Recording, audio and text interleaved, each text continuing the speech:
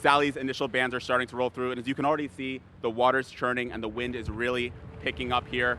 And it's going to be a really unprecedented flood that people are expecting here along the Gulf Coast today. My fellow Alabamians, Hurricane Sally is not to be taken for granted. Bracing for the storm. Flooding is already being seen in some low-lying areas, as slow-moving Hurricane Sally is set to pound parts of the Gulf Coast with rain for another day Tuesday, before making landfall, raising fears of a potential historic rainfall event. We are looking at record flooding, perhaps breaking historic levels. And with rising water comes a greater risk for loss of property and life.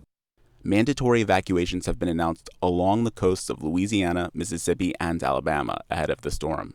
Sally's center may not move over land until Wednesday morning, perhaps near the Mississippi-Alabama state line, forecasters now say. But the storm keeps changing. And so I really think that the entire Mississippi Gulf Coast and the entire Alabama Gulf Coast has to be on alert because of the lack of predictability of Hurricane Sally. Along with heavy rain and flash flooding, strong winds and dangerous storm surges are also possible. It just takes one or two mistakes and you lose lives, and we don't want to lose any life.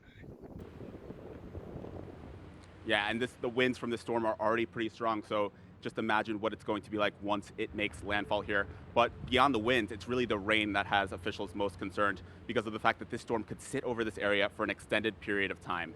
Reporting in Mobile, Alabama, I'm Chris James.